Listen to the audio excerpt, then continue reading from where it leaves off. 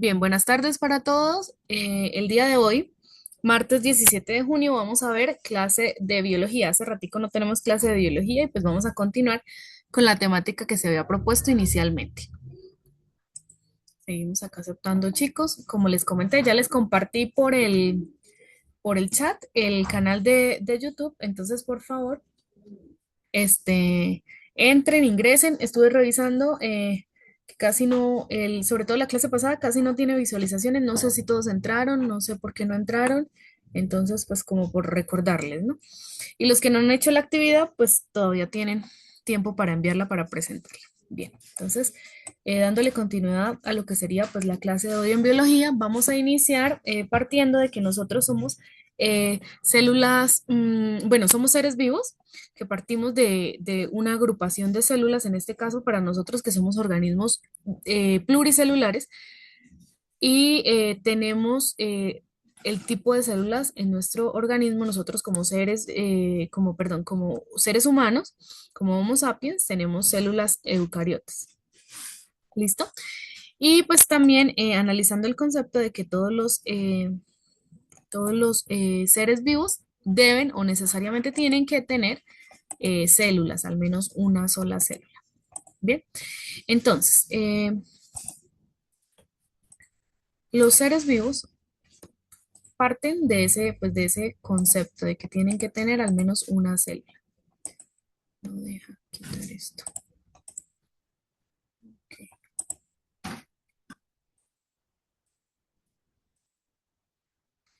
Listo, entonces los seres humanos, bueno, nosotros como personas, tenemos nuestra información genética está contenida dentro de 46 cromosomas individuales. Es decir, que, bueno, individuales. De esta manera, los cromosomas se van agrupando por pares. Entonces, los cromosomas no es que sean realmente X, sino que pues tienen cuatro brazos, dos superiores, dos inferiores, y por eso pues se les da la semejanza a las X, ¿sí? Entonces se van agrupando en pares es decir, de a dos. Entonces, par uno por este otro lado se va haciendo el segundo grupo, que sería el par 2 y así sucesivamente hasta llegar al par, si son 46 cromosomas individuales, hasta llegar al par número 23. En el par número 23 sucede algo específico. El par número 23 puede ser 2X, o sea, XX para las chicas, o puede ser XY, no porque sea una Y el cromosoma, sino porque le hace falta un brazo, o un brazo, este brazo lo tiene más corto. Entonces, por eso decimos que es Y. XY para los chicos. Entonces, partiendo pues de esa primera instancia, yo les quisiera preguntar, en una relación de pareja, ¿quién es el que otorga el sexo? ¿La madre o el padre al bebé? El padre. Ajá, el padre. Porque nosotras pues tenemos 46 cromosomas X, 46X las chicas. Y los chicos van a tener 45X y uno y el Y. ¿Listo? Entonces el Y no puede salir de aquí porque acá pues no hay Y. Va a salir necesariamente de los chicos. Bien, entonces, estos cromosomas pues están dentro del núcleo porque somos células eucariotas, entonces recordemos una célula eucariota, tiene un núcleo, tiene la membrana plasmática o la membrana celular que rodea y separa el medio interno del medio extracelular y en el núcleo se contiene toda la información genética, todos estos cromosomas diversificados en genes y posteriormente agrupados en alelos, que son las características independientes que va a tener determinada gen o para expresarse. En la célula eucariotas también encontramos diversos organelos celulares que acompañan, por ejemplo, la mitocondria, el aparato de Golgi, el ribosoma, el retículo endoplasmático liso que no tiene ribosomas, el rugoso que sí tiene ribosomas, los lisosomas, los peroxisomas, muchos más organelos que yo los vimos en la clase anterior. Pero en esta porción o en esta clase nos vamos a centrar en el núcleo. Entonces, la información contenida en el núcleo nosotros la llamamos ADN, de eso también hablamos hace como en la tercera clase de biología hablamos del ADN. El ADN es la molécula fundamental para la expresión génica, es decir, el ADN es esa información que se va a heredar de los padres a los hijos. Esta molécula por excelencia tiene una doble cadena, eso también ya lo vimos, una doble cadena, una doble hélice. Es decir, que ella no va a ir solita, sino va a ir emparejando bases como bases nitrogenadas, como la adenina con la timina, la citosina con la guanina y viceversa. Es decir, si acá estuviera la timina, acá iría adenina, si acá estuviera la guanina, acá iría citosina. Ese emparejamiento de bases se hace para que funcione o se desarrolle de manera correcta en la maquinaria celular, es decir, para que la maquinaria celular pueda seguir ejerciendo sus funciones. Esto a nivel de célula. Todo este ADN se contiene dentro de, el núcleo de la célula y es necesario para que ella pues continúe su proceso vital. Listo, entonces hablábamos que ese ADN es una molécula que contiene toda la información genética que determina pues cuáles son las características de los seres vivos y cómo va a ser su, o bueno, o determina también cuál es su desarrollo y funcionamiento durante el tiempo de vida. Em, Dentro de las funciones del ADN encontramos, dentro de las funciones del ADN encontramos tres importantes, que sería pues finalmente la expresión génica. Entre la primera está la replicación, y en el proceso de replicación es cuando el ADN se dobla o se replica. Encontramos también el proceso de transcripción. Estos dos procesos suceden en el núcleo de la célula, es decir, acá en el núcleo de la célula. Y finalmente encontramos el proceso de traducción, que es lo mismo decir la síntesis de proteínas o síntesis proteica. ¿Listo? Este proceso sucede no en el núcleo, sino en el citoplasma de la célula, específicamente en los ribosomas. Entonces, los ribosomas son los que se encargan de la síntesis de proteínas y es en la subunidad mayor. El ribosoma es más o menos así, tiene una subunidad grande y una subunidad pequeña. Este proceso se va a dar acá en la subunidad mayor. ¿Listo? Y acá es donde van a comenzar a convertirse de la hebra de ARN, porque acá era ADN, después ARN, después el ARN mensajero la lleva al ribosoma y ahí llega el ARN de transferencia y comienza a pegar los aminoácidos. Entonces, ¿cómo se convierten las proteínas? Este es un aminoácido, se pega a través de un enlace peptídico hacia o con otro aminoácido, también luego se pega con el enlace peptídico hacia otro aminoácido, y finalmente este collar de perlas de aminoácidos se denomina proteína. Las proteínas son ese compuesto, cada uno de estos es un aminoácido. Las proteínas son esos compuestos complejos que les permiten o bueno, que le permiten al organismo cumplir todas sus funciones vitales.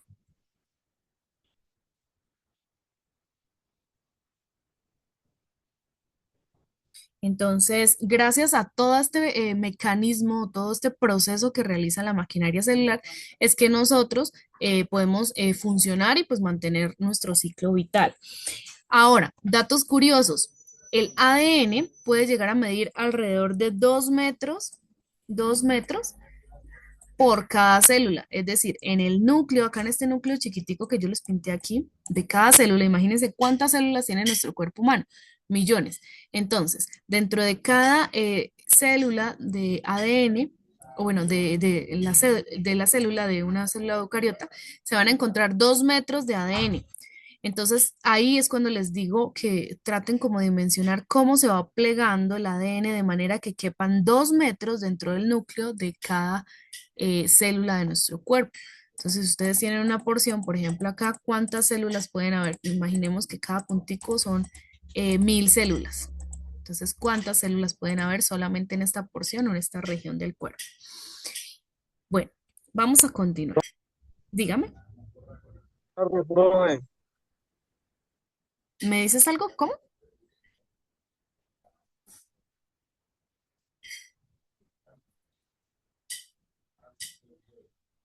Bueno, se habla más o menos de que hay, Tarde.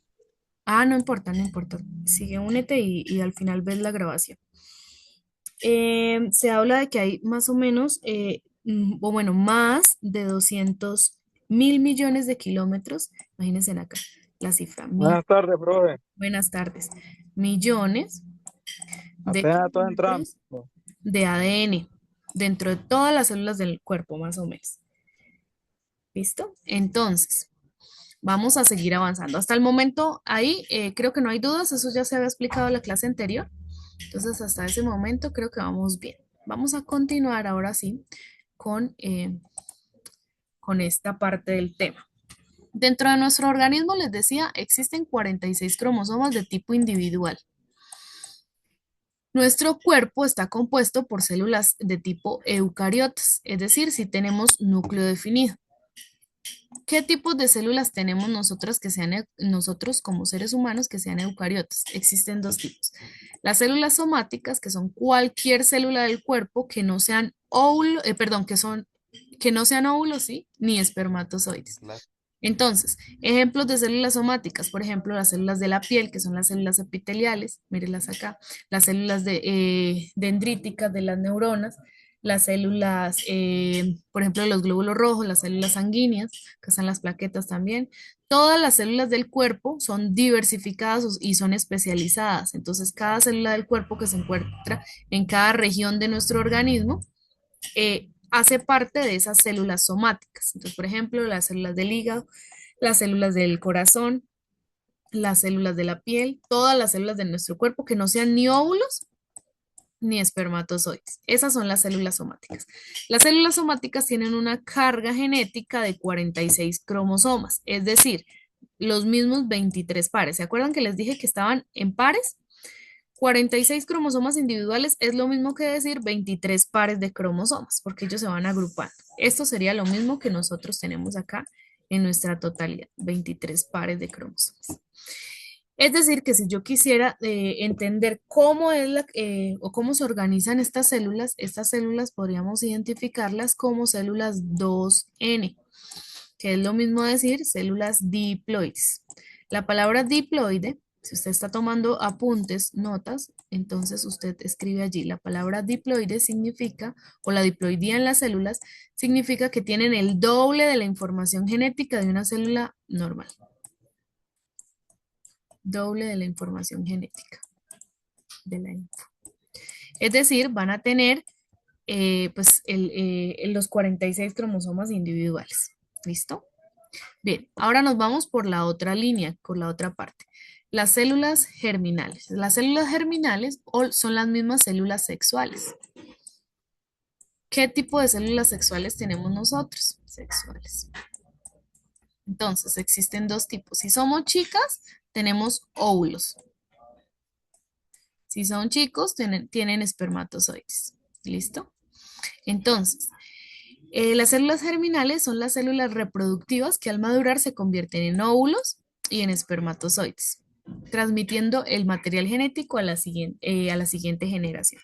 Entonces, ¿cómo es la carga genética? Ya se va a acabar el tiempo. ¿Cómo es la carga genética dentro de estas células? Por ejemplo, el espermatozoide tiene 23 cromosomas individuales. Ya les explico por qué. Y el óvulo también tiene 23 cromosomas individuales. Ay, acá. Individuales. No en pares, sino individuales. ¿Por qué tienen 23 y 23? Resulta que nosotros, como les dije hace ratico, los cromosomas se van emparejando y van de a pares. ¿Listo? Entonces, para que sean 46 cromosomas individuales, tienen que haber 23 pares, ¿verdad? Listo. ¿Qué pasa, por ejemplo, en el síndrome de Down? ¿Alguien conoce el síndrome de Down? Vulgarmente los mongólicos.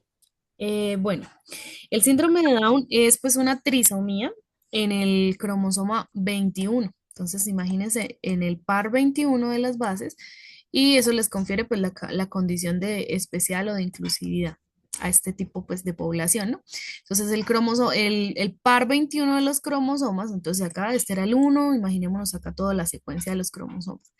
Recuerden, el 23 es el que nos da la forma de la sexualidad, entonces si es niña o es niño, pero en este caso nos vamos a situar en el cromosoma 21. En el cromosoma 21 es donde se da la trisomía, que es el mismo síndrome de Down. ¿A qué le suena trisomía? Algo como tres. Ajá, algo como de 3. Entonces resulta que esta condición genética está causada por la presencia de una copia adicional completa o parcial del cromosoma 21.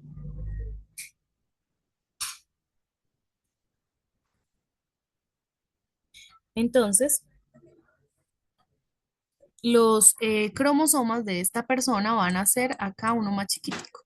Entonces van a ser 3 cromosomas X dentro del par número 21.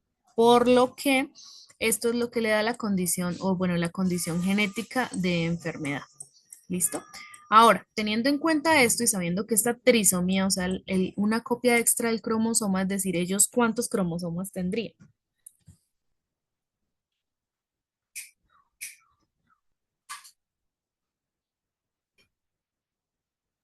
24. No, ¿quién da más? No mentiras. ¿Cuántos cromosomas? Y no hablemos de pares, porque Tendría, hay uno que no tendría se menos. puede emparejar. Tenía, Hablemos de cromosomas individuales. Si tiene uno extra, no tendría 46 cromosomas, sino el síndrome de Down tiene 47 cromosomas. Entonces, entendiendo esto, o la importancia de qué pasa cuando hay un cromosoma extra o cuando también hay algo que se sale fuera de lo normal, de lo común, que enferma o causa pues esta afección genética. Vamos a mirar esto que les estaba hablando acá de las células germinales. Cada célula germinal, o sea, cada óvulo y cada espermatozoide necesariamente tienen que tener una carga precisa, una carga específica, porque finalmente el espermatozoide va a fecundar al óvulo y en este momento en el que fecunda el óvulo se da algo que en matemática nosotros definimos como una sumatoria. Es decir, el espermatozoide va a llegar con su carga de 23 cromosomas individuales y se los va a entregar al óvulo, que también tiene 23 cromosomas individuales.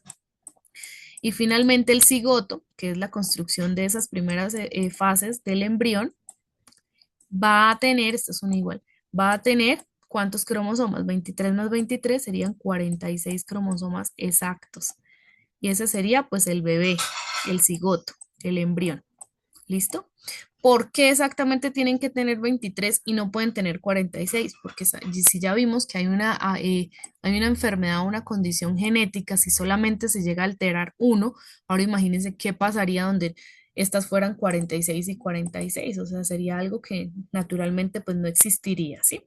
Entonces estamos de acuerdo que estas deben tener la mitad de la información genética. Entonces estas células, por lo tanto, se representan de esta manera, una sola N, y se les llama haploides, células haploides. Y la haploidía tiene que ver, células haploides, y la haploidía tiene que ver con la mitad de la información. Entonces, si acá era el doble de la información, acá vamos a hablar de la mitad de la información genética de una célula normal. La mitad de la infogenética. ¿Listo? Hasta el momento vamos claros.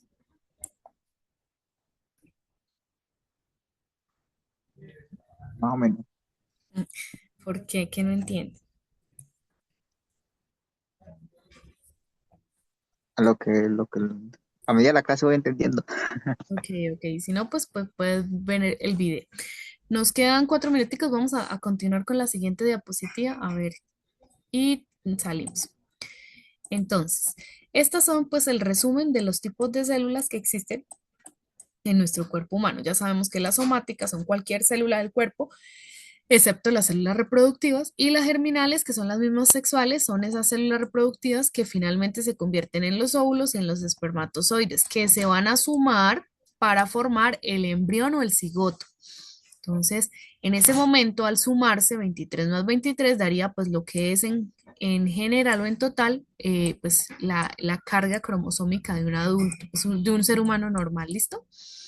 Y estas, como pues no se van a unir a nadie, sino ellos tienen otro proceso de reproducción, por ejemplo, cuando hay una cicatrización y eso, tienen otro proceso de reproducción, entonces no necesariamente tienen que tener la mitad porque pues no van a dar origen a un nuevo ser. ¿Listo? Vamos a avanzar con la siguiente diapositiva.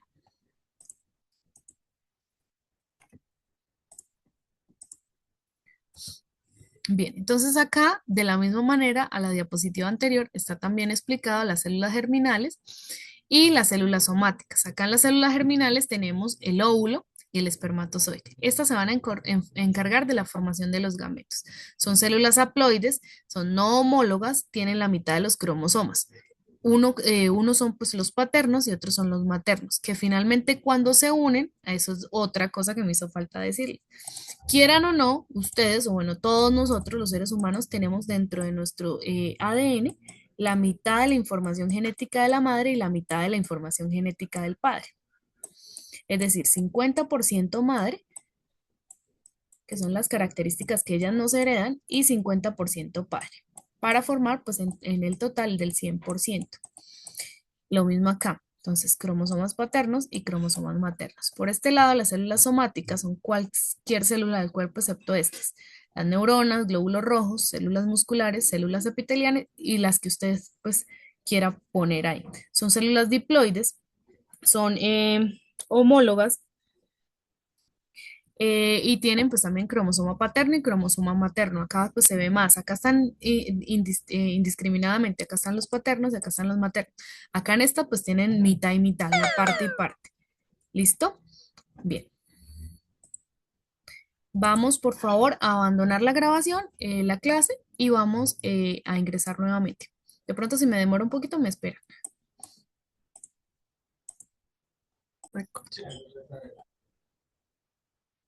Bien, entonces les estaba hablando acá que las células germinales pues, permiten la formación de los gametos y las células somáticas la formación de los tejidos y los órganos.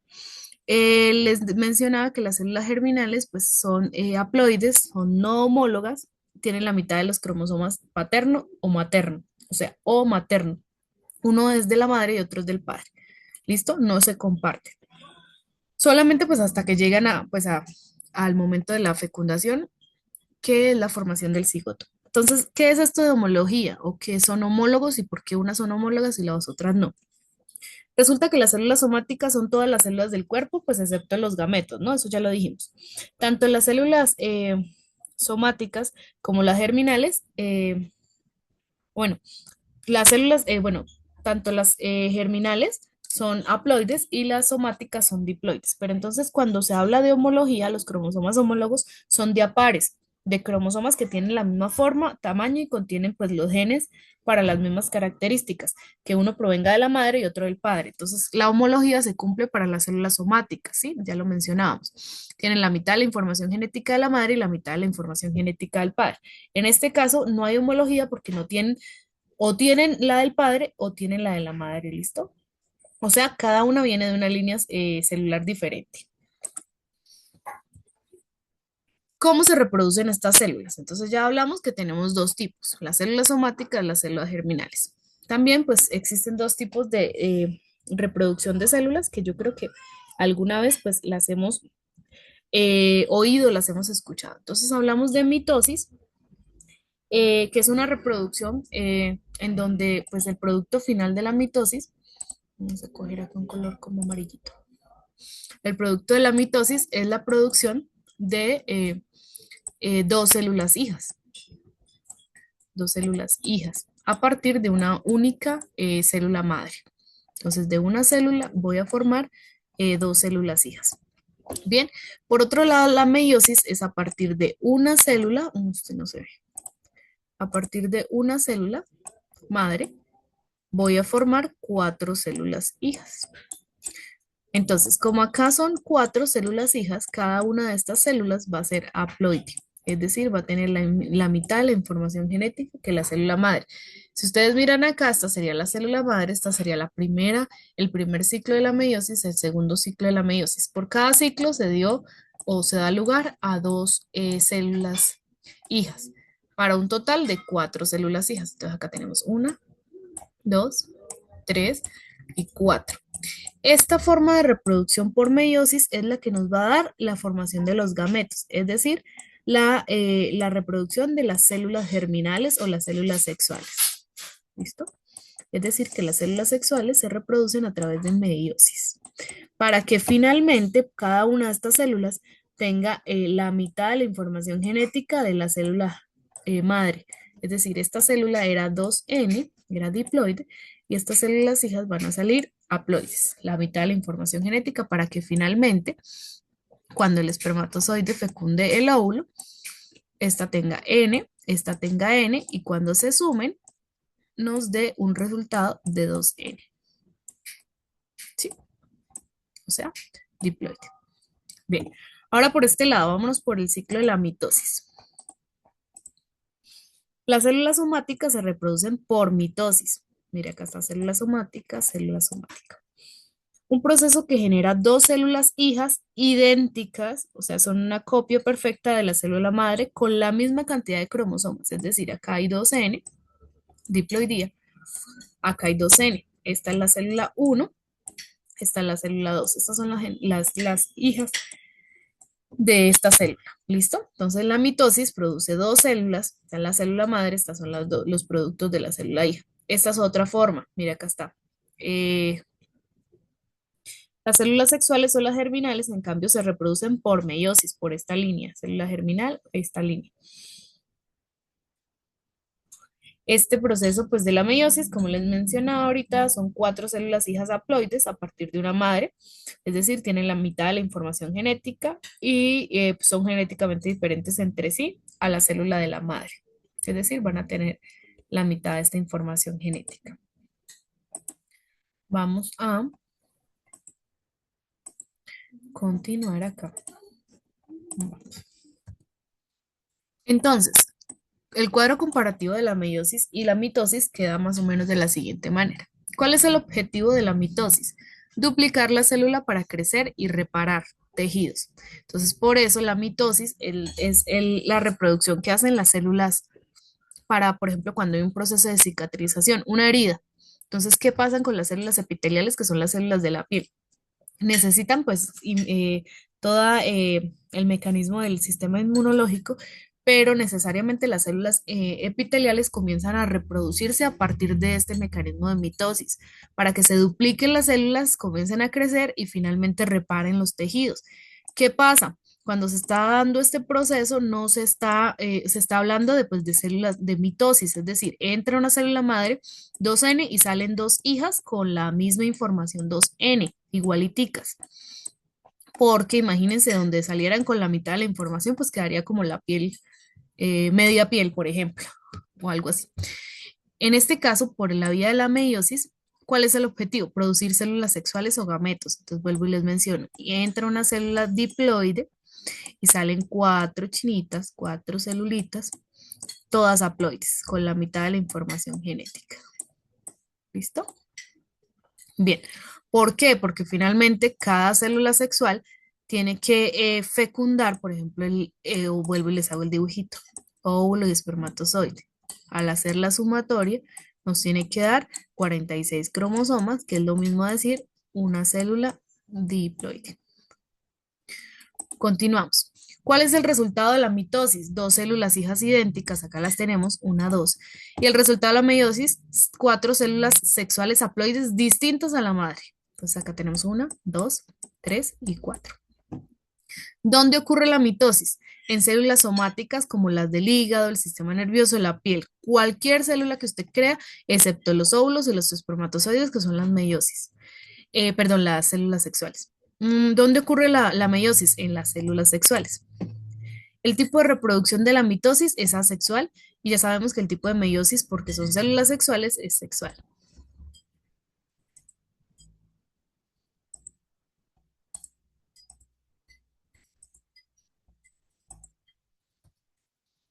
Bien, habiendo terminado, pues habiendo entendido un poquito acerca de cómo es nuestro organismo, quiero también entrar en materia acerca de cómo se clasifican los seres vivos.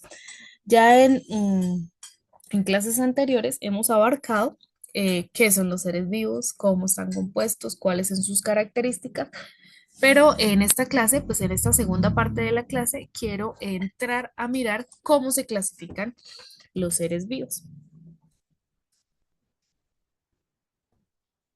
Entonces, esta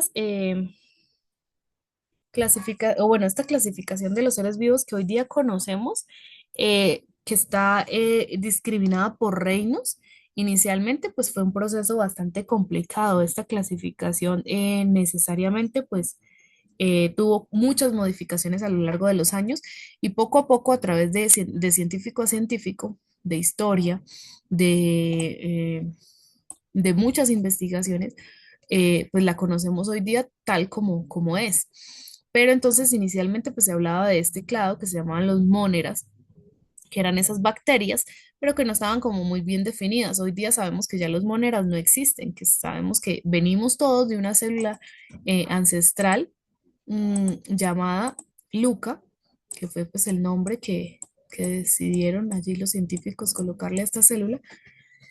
Y esta célula inicialmente era procariota. Entonces, ¿por qué les puse acá un círculo rojo? Porque esta es el reino, bueno, el dominio de las eucariotas, es decir, las células que tienen núcleo definido, en donde en el núcleo se encuentra la información genética, que son esos cromosomas, ese ADN. Y por este lado, las células procariotas, que son las células que tienen la información disuelta o regada allí en el citoplasma, es decir, no tienen un núcleo definido. Bien, entonces esta célula inicial, que fue pues, el antecesor común de todo lo que hoy día existe, llamada o denominada Luca, fue la que dio lugar a la formación de los diferentes clados o las diferentes ramas de los organismos vivos. Entonces, hoy día sabemos que los móneros, pues ya es un término que está en desuso, pero que esta clasificación pues se agrupa en los diferentes reinos, principalmente en los dos dominios, los procariotas y los eucariotas. En el dominio de los procariotas tenemos las eubacterias, eu es verdadero, al igual que eucariota, eu es verdadero, entonces las verdaderas bacterias, y las arqueobacterias. Las arqueobacterias son pues arqueo de un poquito más antiguas. Estas arqueobacterias se caracterizan por ser bacterias que superviven en ambientes extremos, por ejemplo, en condiciones de alta salinidad, alto calor, como por ejemplo en el interior de los volcanes, o en muy bajas temperaturas, como por ejemplo en los glaciales. ¿Ve? Entonces estas pues serían los organismos pertenecientes al reino de los procariotas. Por otro lado, acá ya en el círculo, en el óvalo, perdón, rojo, tenemos el resto. Entonces tenemos a los protoctistas. Dentro de los protoctistas están las algas rojas, las pardas, las verdes. Están los protozoos, ameboides, que son los que nos enferman, los flagelados, los ciliados. Este sería pues un grupo, los protoctistas. Bien. Por otra parte, tenemos otro reino que son, vamos con los hongos. El reino de los hongos o el reino fungi, que es el mismo, pues se caracteriza por ser un reino en donde los organismos pueden ser microscópicos o organismos de tamaños grandes. Y pues acá pues tenemos dos clasificaciones que son las ascomicetos y los basidiomicetos. También tenemos otro reino que son las plantas o el reino plantae o vegetal. En este reino encontramos clasificaciones desde las plantas más sencillas o más simples como equisetos, que son las colas de caballo, los licopodios, hasta las gimnospermas. Por este otro lado, por esta otra rama están los musgos, que conocemos pues todos, los helechos y las angiospermas, que sería pues la clasificación más futurista, como la última actualización de la clasificación de las plantas, que son las plantas con flores y con semillas. Y ya por último tenemos a los metazoos o a los animales. Dentro de los animales pues nos encontramos nosotros.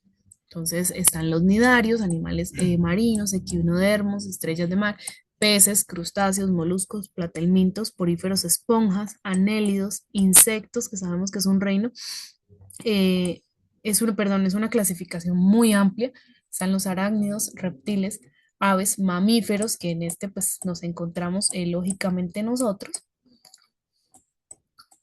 y los anfibios. Entonces ahí abarca todo lo que son animales, ¿no? Desde los más sencillitos, desde los más simples, como por ejemplo los poríferos, las esponjas de mar, otros animales muy interesantes como los insectos y animales que nosotros hoy día pues conocemos, grandes animales y nosotros.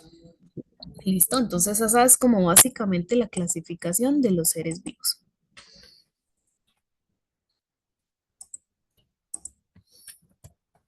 Bien, De esto les hablaba hace un momento. Entonces, un ancestro común que en su momento se llamó o se denominó Luca.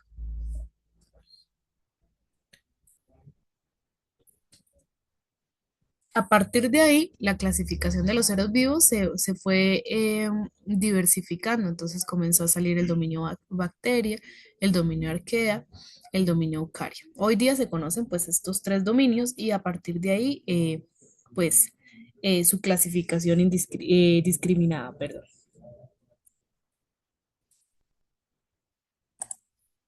Bien, entonces vamos a comenzar a analizarlos uno a uno, así como hace un momentico se los mencioné todos allí en el árbol filogenético. Ahora vamos a comenzar a mirar las características que tiene cada uno de estos reinos. Entonces, dentro del dominio bacteria encontramos al reino bacteria. ¿Qué son las bacterias? Las bacterias son estos organismos procariotas unicelulares. Entonces, si ustedes se fijan acá, cuando yo les hablo de procariotas, es esta información genética regada en el citoplasma. ¿Sí ven? Hay como un enredo, como cuando dejamos los cables del computador, del celular ahí tirados. Es como un enredo. Este es el ADN. ¿Listo? Bien. Tienen una cubierta, una cápside, y también hay muchos que tienen cilios. Cilios son estos pelitos o flagelos que les permiten pues el movimiento. Son unicelulares, o sea, es decir, solo tienen una célula. Y se encuentran en casi todas las partes de la Tierra. Son vitales para los ecosistemas del planeta e incluso son benéficas para la salud humana, aunque haya algunos integrantes que son patógenos. Los patógenos pues son las bacterias que nos causan enfermedades, como por ejemplo el Staphylococcus, los Streptococcus. Todas estas son bacterias que nos enferman gravemente, pero al final pues todo es una integración, ¿no?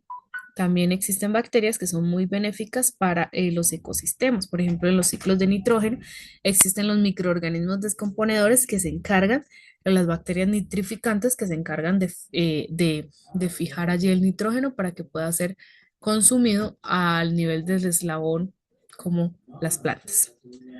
Bien, entonces, tipos de bacterias, encontramos muchas. Creo que acá las tengo.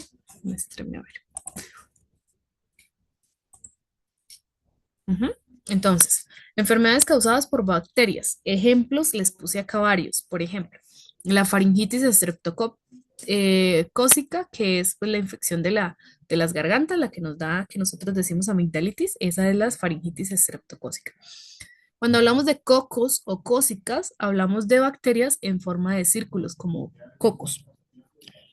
La neumonía es una infección que ahorita está de moda y afecta a los pulmones. Son unas bacterias que pues generan la infiltración de los pulmones, que hace que los pulmones se llenen de agua y no funcionen de manera correcta, sobre todo los sacos alveolares. La sinusitis es una infección que afecta los senos paranasales también. La otitis, una infección que afecta los oídos. Infecciones en la vejiga también pueden ser causadas por bacterias. La listeriosis, una infección que puede causar meningitis bacteriana.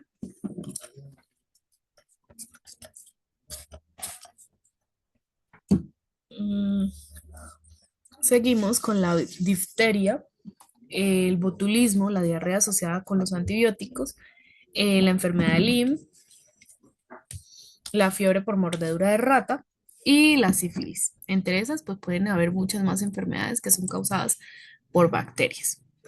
Ah, acá me faltó. Entonces voy a dibujarles acá un momentico. Entonces, ¿qué tipo de bacterias pueden existir? Existen las bacterias que son así circulares, que se llaman cocos. Existen las que son así en forma de bastoncito, que son los bacilos. Las que son zigzagueantes, que se llaman espirilos, por ejemplo, las espiroquetas.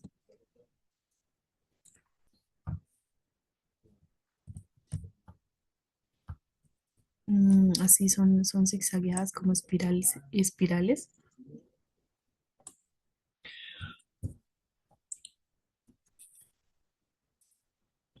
Ujú. También existen unas que son como en forma de una coma, así como un bastoncito, más o menos como una comita. Están los cocos, los bacilos, Mm, y bueno, y otras como esta que es la comita, que es, o un bastón, que sería, por ejemplo, los vibrios. Bien,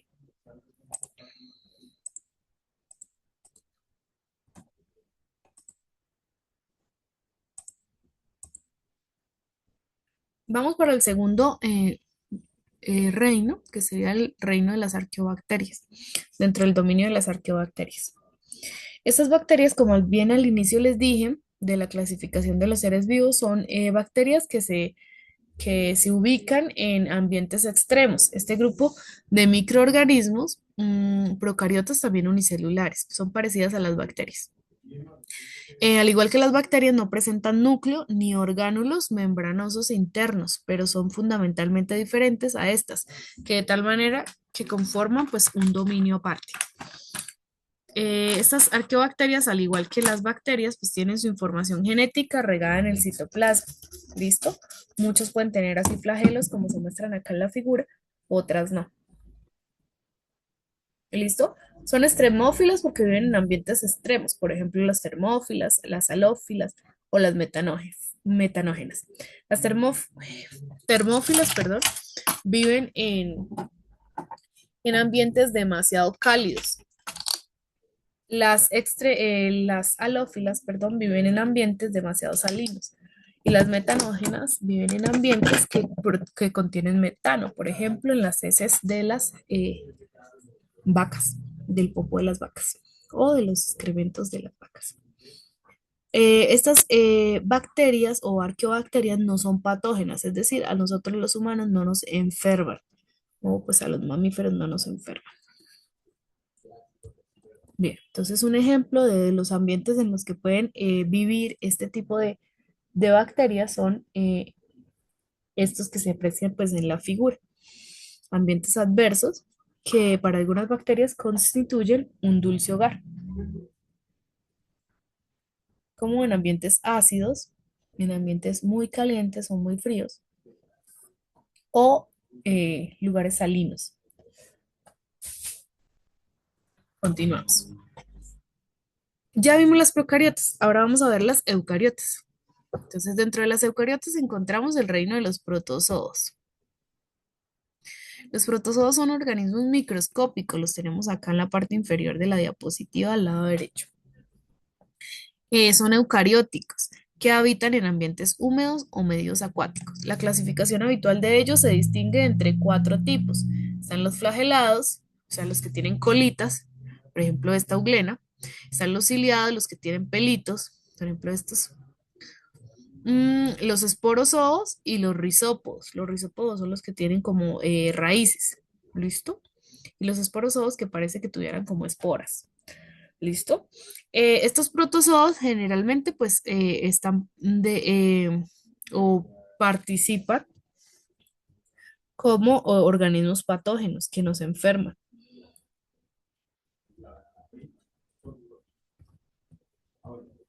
Que nos enferman. Por ejemplo, en la picadura de un insecto pueden existir o bueno, los mosquitos vectores pueden dentro de su saliva transmitir muchos tipos de protozoos, como por ejemplo cuando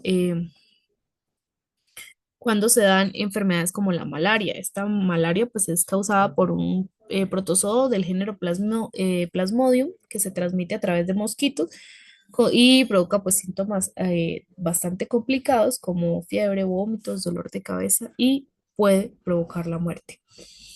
Otros tipos de protozoos patógenos podría ser la amebiasis, que son pues la entamoeba histolítica, que causa pues problemas gastrointestinales, la yardasis, que son pues estos todos son parásitos, los últimos que estoy mencionando, o la toxoplasmosis, que es la enfermedad causada por el toxoplasma de Gandhi, que puede ser pues especialmente peligrosa pues para las mujeres embarazadas o los sistemas inmunes débiles. Bien, entre muchos otros más protozoos que se pudieran transmitir. Entonces, este reino, pues sí es un reino de mucho más cuidado que provoca enfermedades que pueden llevar a la muerte de los seres humanos. Bien, entonces acá tenemos ejemplos de estas enfermedades protozoarias, como la malaria, la leishmaniasis. Esta es una enfermedad muy tropical, es causada por el género, por protozoos del género de Leishmania, que se transmite a través de la picadura de los mosquitos. Mira, hay personas acá tratando de entrar. Bien. em, ok. Y pues las que ya les había mencionado. Bueno, el 25 de abril se celebra el Día Mundial contra la Malaria. La malaria pues es una enfermedad que se causa por este parásito que se transmite a través de la picadura de los zancudos por la sangre. Este mosquito vector es pues del género Anopheles. Entre los síntomas de la malaria están los escalofríos, el dolor de cabeza y el dolor muscular, la sudoración, la fiebre. Mm, ¿Cuáles son las zonas de de alto riesgo? Las zonas tropicales, que en donde se deben utilizar pues esos toldillos que se llaman mosquiteros, los repelentes, y en caso de presentar pues los síntomas, es necesario acudir al médico porque las complicaciones pueden causar un daño hepático o renal, la coma o la muerte. Ahorita pues en Colombia se está dando pues un brote de fiebre amarilla. ¿Qué es la fiebre amarilla? ¿Alguien sabe?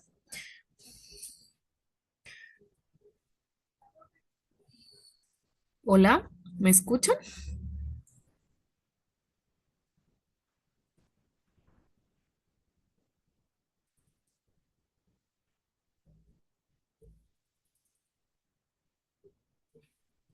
Hola, hola, ¿me escuchan? ¿No me escuchan?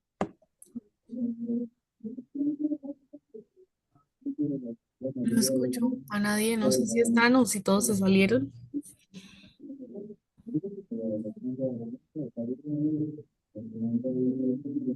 Bien, continúo. Esto del virus de la fiebre amarilla es bastante diferente a esto que es la malaria porque pues es un virus. En este caso la malaria no es un virus, es un protozoo.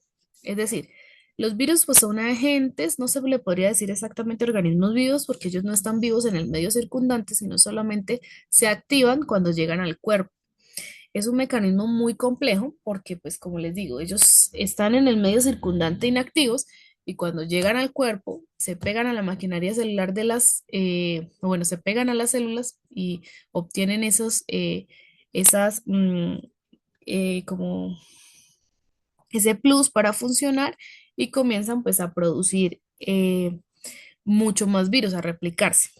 Pero en este caso, por ejemplo, en el virus de la fiebre amarilla, es también un virus causado por el vector de un mosquito, ya puede ser el Aedes aegypti o el Aedes aemogus.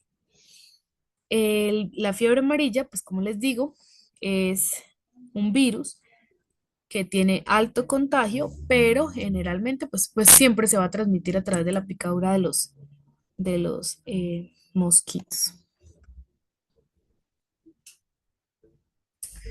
Bien, vamos para el cuarto reino. Este reino es el reino cromista.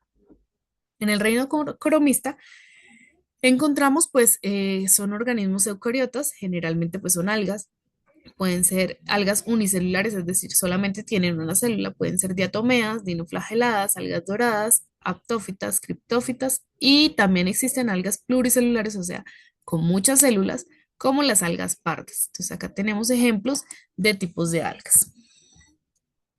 Listo, este es el reino cromista o reino de las algas. Seguimos con la clasificación de los reinos y pasamos a este reino que es bastante interesante y es el reino fungi o el reino de los hongos. Los hongos pueden ser desde muy pequeñitos, o sea, desde microorganismos, hasta organismos bastante organizados, complejos y mucho más grandes. El reino fungi está conformado por hongos y se compone de más de 144.000 especies diferentes. Son organismos también eucarióticos. Recuerden que los procarióticos son solamente arqueas y bacterias, de resto son eucarióticos. Es decir, tienen células, tienen núcleo definido y la información genética se encuentra dentro del núcleo. Ejemplos de hongos, conocemos a varios. ¿Listo?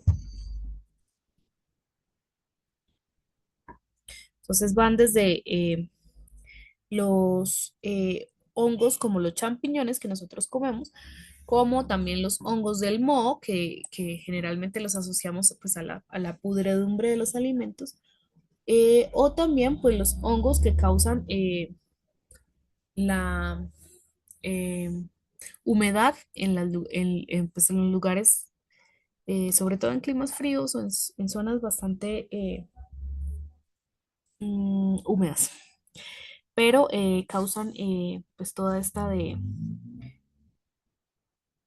como proliferación de los hongos en una pared, en una región que posteriormente pues va creciendo a través de la reproducción de las esporas de estos hongos. También conocemos esta especie que es bastante mencionada, el rojo con blanco, es una Amanita muscaria y se conoce como un hongo matamoscas. Creo que por acá lo tengo. No, no está. Es un hongo matamoscas, es un hongo que tiene eh, mm, pues concentraciones de toxinas altamente alucinógeno que produce pues delirios, ¿no? Especies representativas tenemos acá a varias y hay muchos de los hongos que producen estos delirios o alucinaciones debido al producto del nivel de toxicidad. Bien, ¿cómo es la reproducción de los hongos?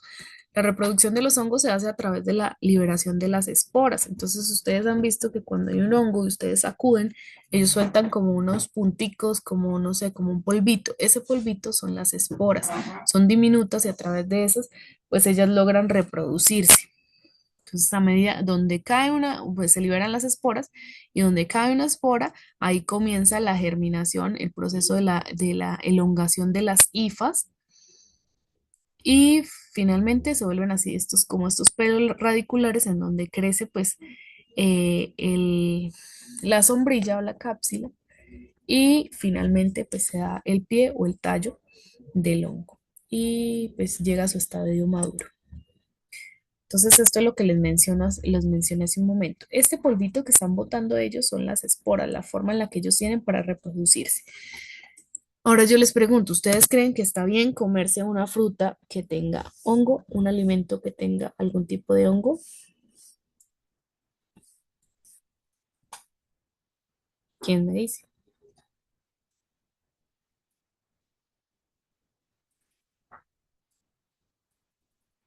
Resulta que los hongos producen toxinas, como yo les mencioné hace un momentico. Estas toxinas en los hongos se llaman micotoxinas y pueden pues contaminar los alimentos. En el momento en el que comienza a crecer hongo, eh, o comienza pues la producción de las esporas del hongo, ya se contaminó completamente el alimento. Y pues es necesario que no se consuman por riesgos hacia la salud, como la exposición a las micotoxinas pudiera como generar diferentes problemas de salud dependiendo pues de la toxina, el consumo y la duración de la exposición ante los efectos de, de estos hongos. También se han hecho estudios en donde se asocian los diferentes problemas de salud actuales con, por ejemplo, la tiroides y algunos tipos de cánceres.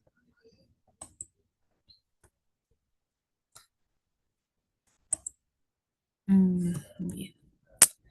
Acá.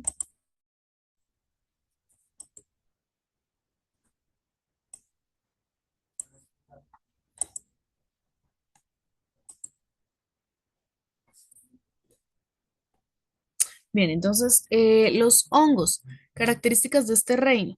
Los hongos no producen su propio alimento, sino que dependen de otros seres vivos para obtener sus nutrientes, es decir, son heterótrofos. Las plantas son autótrofos, los hongos en este caso son heterótrofos, al igual que los animales. ¿Qué sucede? Estos hongos, la mayoría de los hongos son organismos descomponedores o microorganismos descomponedores que se encargan de descomponer toda la materia orgánica para que pues se pueda reciclar dentro de los ciclos biogeoquímicos. El reino fungi no tiene desplazamiento, pues son sésiles, o sea, se mantienen ahí estáticos. Tienen pared celular, sí, al igual que las plantas, pero no hacen fotosíntesis. ¿Qué características tiene el reino fungi? Se reproduce por esporas, son importantes descomponedores, viven en ambientes húmedos y crecen en forma de hifas y se agrupan en micelios. Entonces acá era lo que les venía diciendo, la humedad, estos son los micelios que son como las raíces y las hifas se ven así, como cuando van empezando a crecer esas esporas.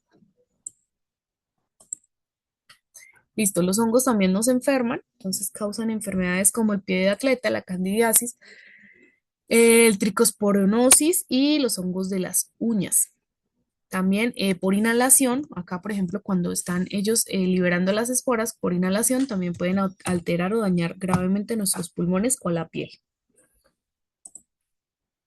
Listo, entonces vamos a abandonar la grabación y vendríamos a conectarnos para la última parte de esta sesión.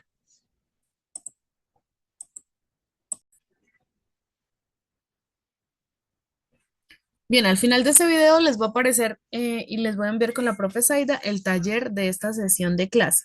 Entonces, por favor, necesito que estén pendientes para que lo puedan realizar durante pues toda esta semana. Bien. Em, bueno, finalmente quedamos acá. Continuamos con el sexto reino, que es el reino plantado o el reino vegetal. Este reino, pues, es el de las plantas.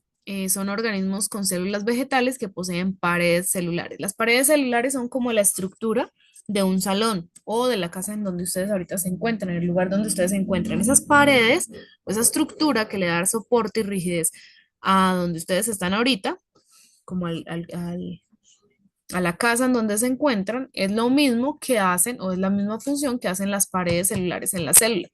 Hacen que las células se mantengan tonificadas y que no se derrumben o no se caigan sobre pues, los diferentes organelos celulares.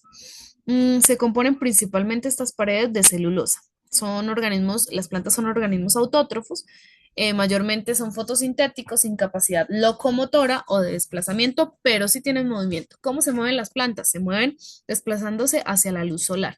¿Ustedes han visto los girasoles? ¿Alguna vez alguien ha visto los girasoles? ¿Cómo crecen los girasoles?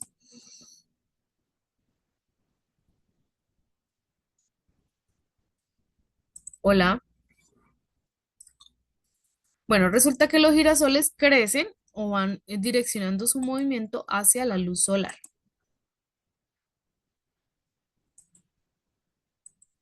Bien. Entonces las plantas lo mismo. Entonces acá está la parte de los pelos radiculares. Están las plantas, pues toda la estructura de la planta superficial, que sería el tallo, hojas, flores, frutos.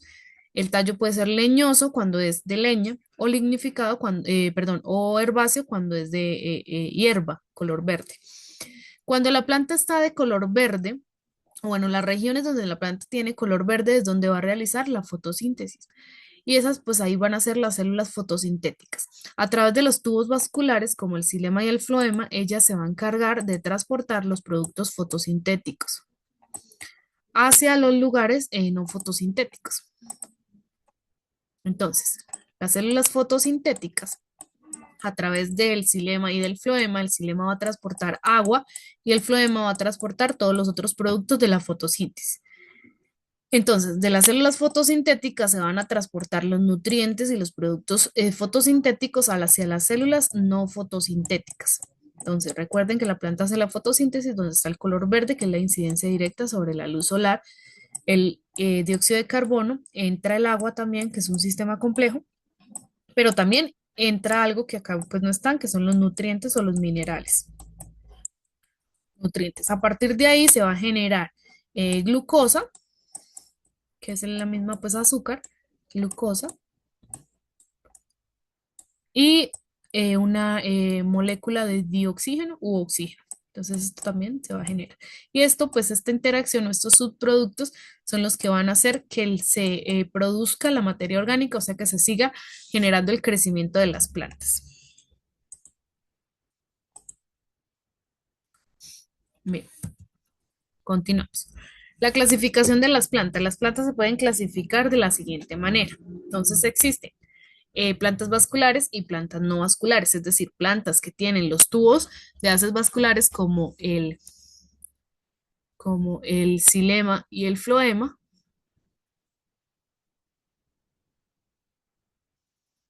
y otros que no tienen, que carecen de los vasos de conducción. Las plantas vasculares sin semillas, como los helechos, que se destacan por sus frondosas, altas y delicadas pues, ramas, y las plantas no vasculares, como los musgos, hepáticos, antesores, son estos que no tienen pues tallos. Estos son mucho más sencillas y viven generalmente en zonas húmedas. Acá. Ahora también tenemos otra clasificación, son las plantas vasculares con semillas. Entonces, con semillas se pueden identificar dos tipos.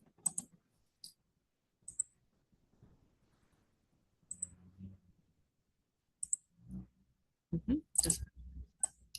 Entonces están las angiospermas, que son todas estas plantas que tienen semillas y flores, y son plantas con flores, como los árboles, los arbustos y las hierbas. Esta fue la clasificación superior. Y unas que están anteriormente a estas, que son las gimnospermas, que son todas estas plantas que tienen semillas, pero no tienen flores. Son plantas que generan semillas sin producir flores o frutos, como las coníferas, las cícadas, los gingos o las nétidas.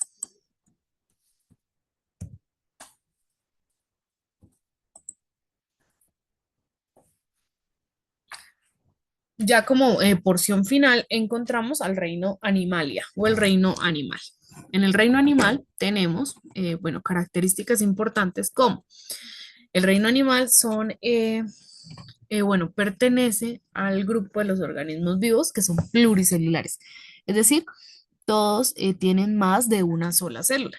Son eucarióticos porque pues el reino animal pertenece a las células eucariotas.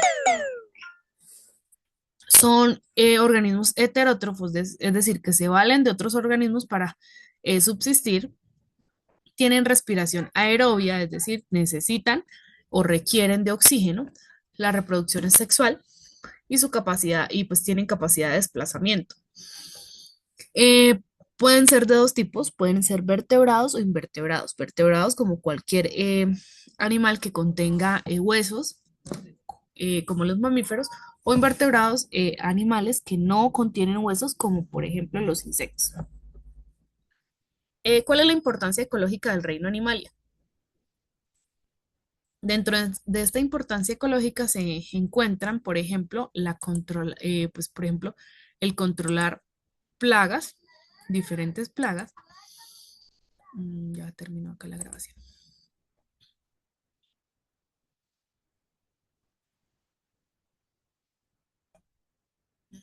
Polinización en las plantas, dispersión de semillas y también producción de fertilizantes.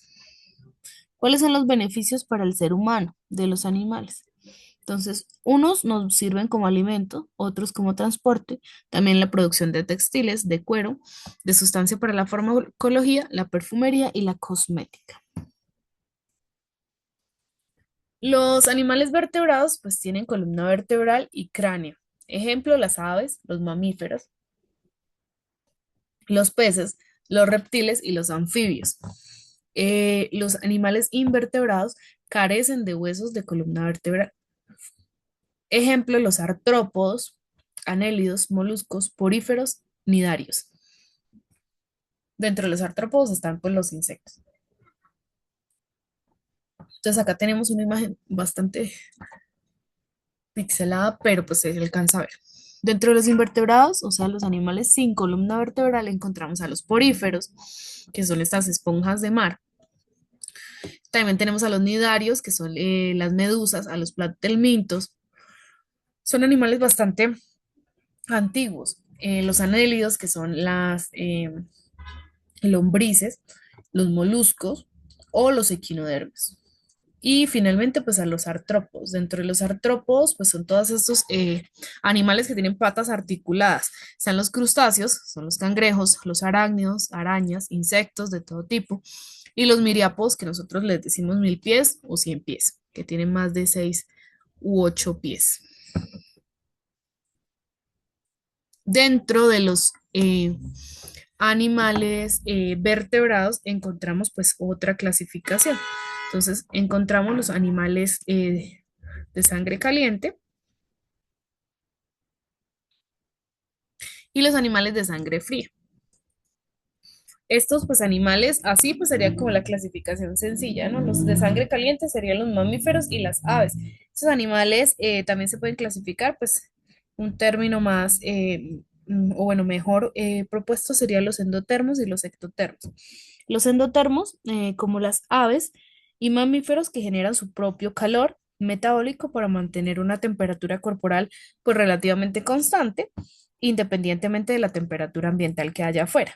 Y los ectotermos, pues son estos animales como los reptiles, los anfibios, los peces que dependen principalmente del calor o de las fuentes de calor externas para que ellos puedan regular su temperatura corporal y se adaptan necesariamente pues a los cambios del entorno. Por eso es que estos animales cuando uno los toca son como fríos, como babosos, por lo mismo, porque su temperatura corporal depende del medio en el que se encuentran.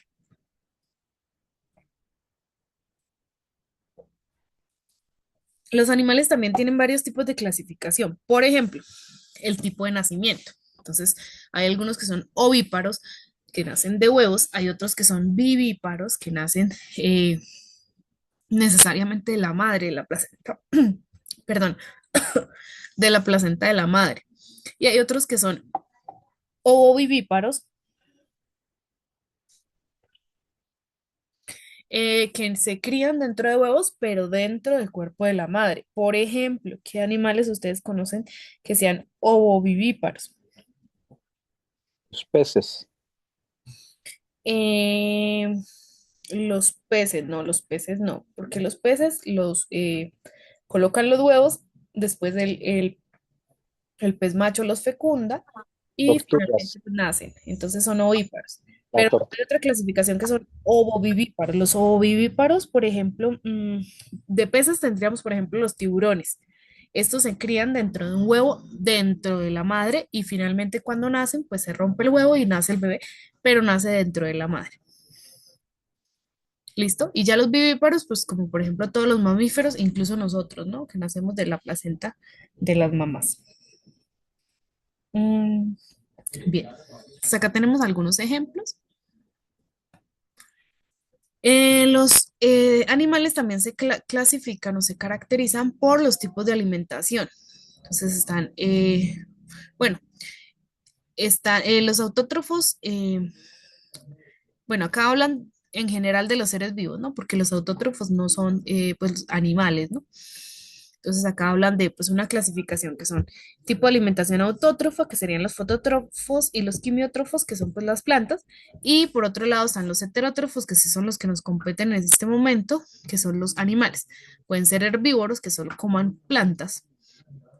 Los carnívoros, que solamente comen otros animales, carne. Los omnívoros, que comen de todo.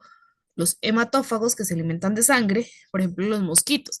Pero no todos los mosquitos se alimentan de sangre, dependiendo de la especie. Y lo otro es que la hembra y el macho no se alimentan de sangre, solamente se alimenta la hembra, que es la que le va a generar el calor, los nutrientes y la energía específica a los huevecillos.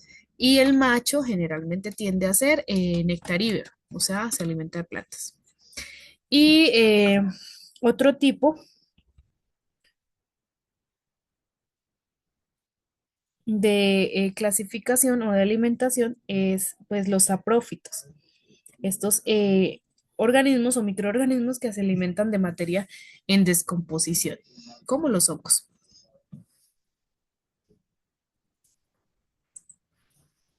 Bien, los tipos de hábitat para los animales pueden ser hábitats acuáticos, hábitats terrestres o los aéreos, pero los aéreos pues no son netamente aéreos, sino son aeroterrestres, porque las aves pues anidan en los árboles, o sea, tienen que tocar una parte de la tierra.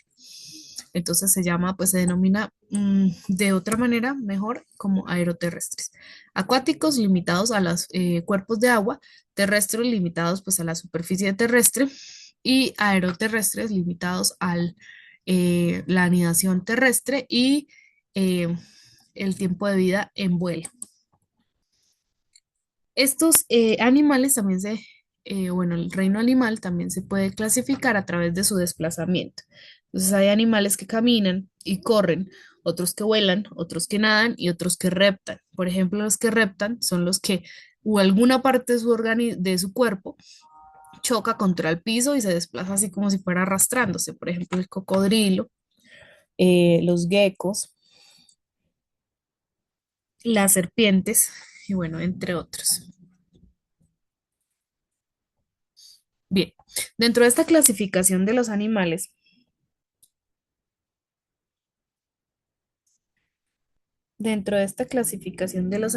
encontramos pues dos términos interesantes que es la filogenia y la taxonomía. Estas dos son disciplinas que se interrelacionan, pero pues son un poquito distintas dentro de la biología. Por un lado tenemos la filogenia que se enfoca entre todas las relaciones evolutivas de los organismos, mientras que la taxonomía, que es la que nos compete ahorita, se va a encargar de mm, como de describir o de identificar, e incluso de clasificar, como de darle nombre, nomenclatura pues, a los diferentes organismos vivos. Es decir, la taxonomía pues ayuda a construir sistemas de clasificación que reflejen las relaciones de parentesco entre las especies. ¿Se acuerdan el árbol que les mencionaba hace un ratico?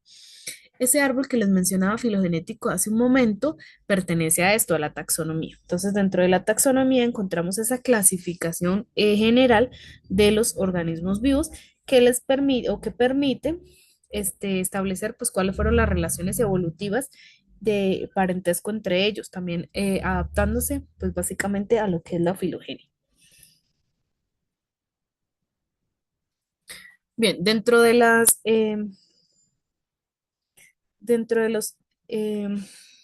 clasificaciones de los seres vivos encontramos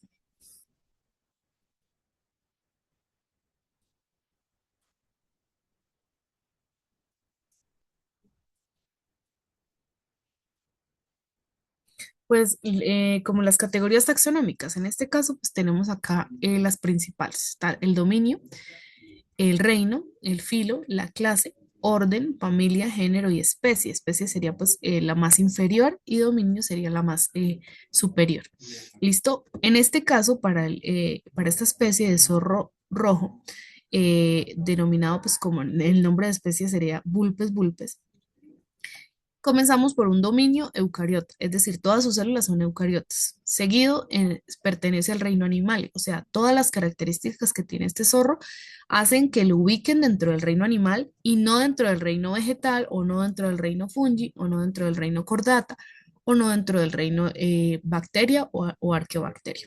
El filo de los cordados.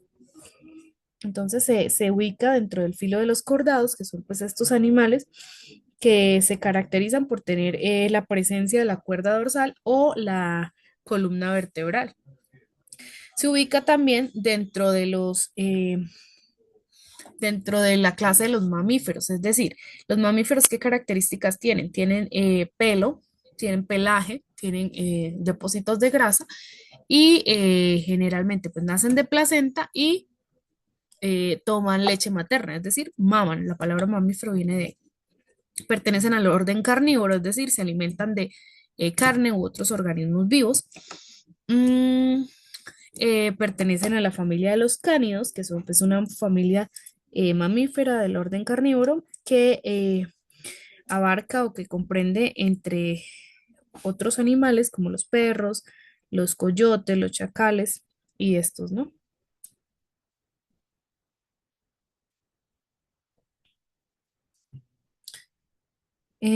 Bueno, y el género Vulpes y la especie es Vulpes vulpes. Esto ya es más específico hacia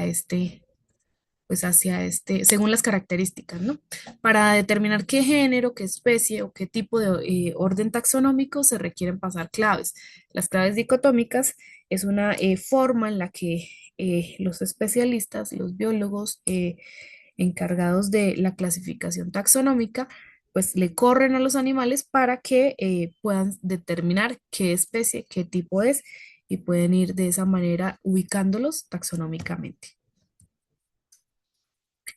Bien, entonces hasta aquí vamos a ir con la clase de hoy. Ahorita les voy a cargar el video y les voy a dejar el taller, ¿no? Entonces hasta el momento pues les hago las preguntas. Vamos a tomar este tiempo para, vamos a pausar la grabación.